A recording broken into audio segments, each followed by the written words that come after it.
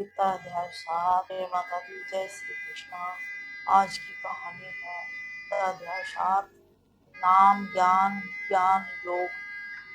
आज का शिष्य सब चाहिए था, पर भगवान।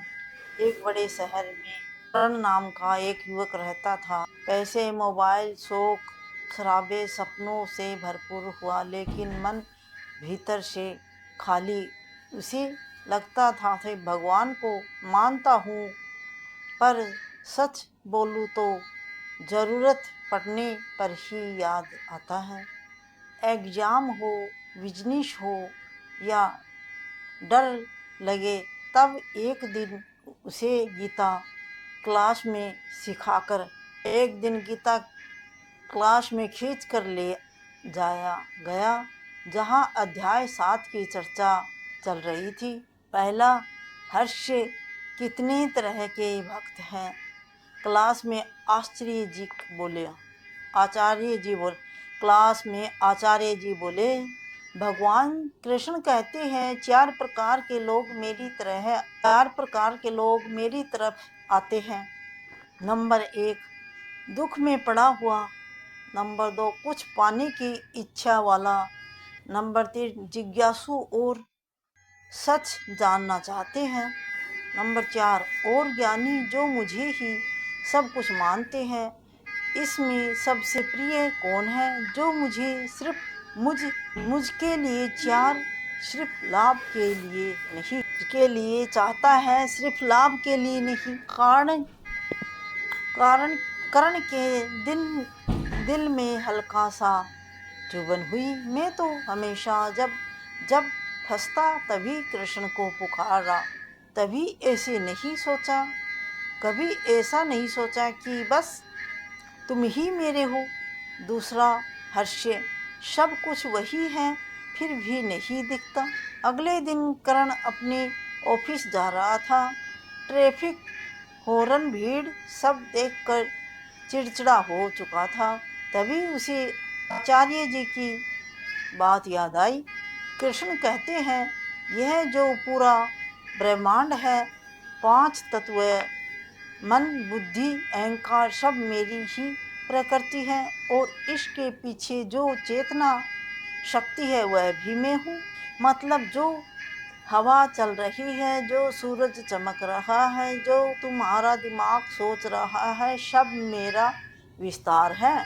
कर्ण ने पहली बार सोचा, अगर सच में सब उसी की शक्ति है तो उसी की दुनिया में रहते हुए भी उसे देखने से इतना दूर कैसे हूँ। उसके भीतर एक नया सवाल जागा, मैं भगवान को चाहता हूँ या फिर भगवान से चीजें चाहता हूँ। तीसरा हर्ष, मिठाई चाहिए या मिलने वाला।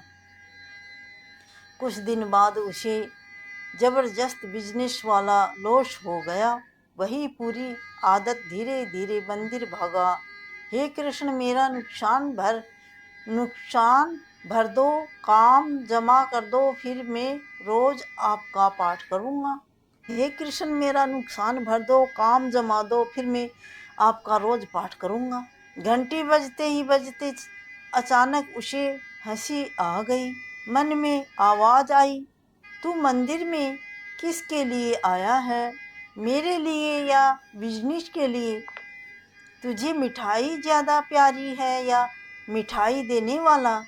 कर्ण को लगा जैसे अध्याय 7 की लाइनें उसी जेब से निकलकर सामने खड़ी हो गई। बहुत से लोग देवताओं की पूजा इसलिए करते हैं कि जल्दी फल मिले जाए, पर वे मूल सूत्र को नहीं पहचानते।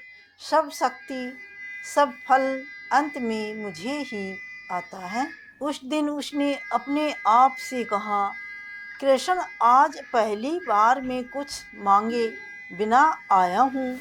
अगर देना हो तो समझ दो कि तुम कौन हो।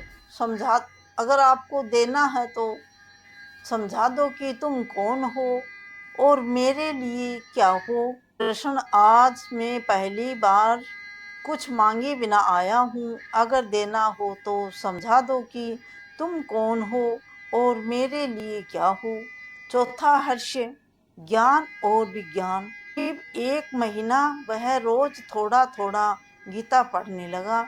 उसे समझ आया ज्ञान मतलब यह जानना कि भगवान सर्वशक्तिमान सर्वव्यापी है, सब कुछ तुम ही से है। जिज्ञासा विज्ञान मतलब इस ज्ञान को अपने दिल और जीवन में जीना, व्यवहार में उतारना।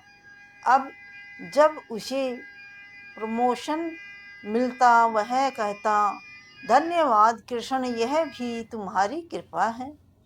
जब मुश्किल आती वह कहता, तुम्हारे बिना पता नहीं पत्ता नहीं हिलता, तो यह हालत भी तुम्हारी निगरानी में है। मैं घबराऊंगा नहीं, कर्म करूंगा।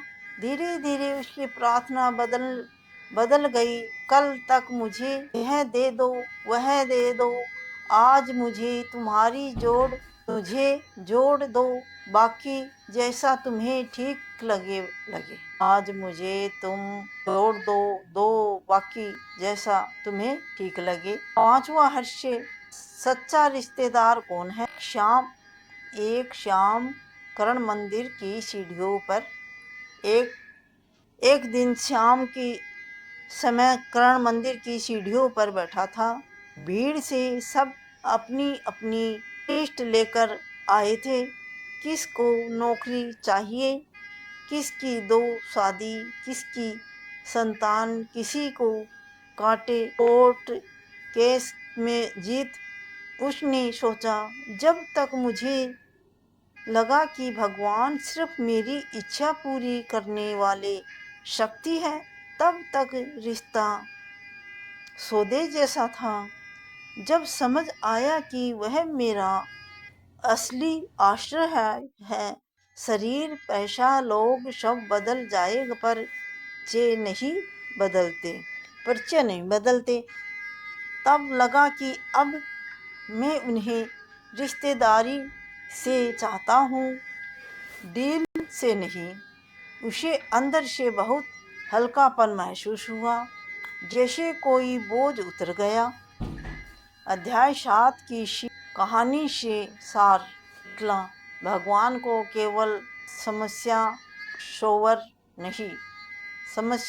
नहीं बल्कि अपना असली सहारा और अपना मानना यही ज्ञान विज्ञान योग का हृदय है।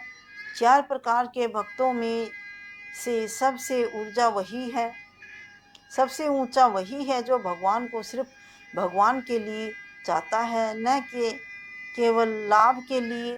जो समझ ले वही सारी शक्तियां, सारे परिणाम, सार सुख दुख सब अंत में उसी एक सूत्र से आते हैं। उसके भीतर गहरा विश्वास और शांति आ जाती है। जय श्री कृष्णा। आज का गीता 7 अध्याय संपन्न हुआ। कथा पसंद आई तो लाइक करें, सब्सक्राइब करें अगले अध्याय के लिए। जय श्री कृष्ण।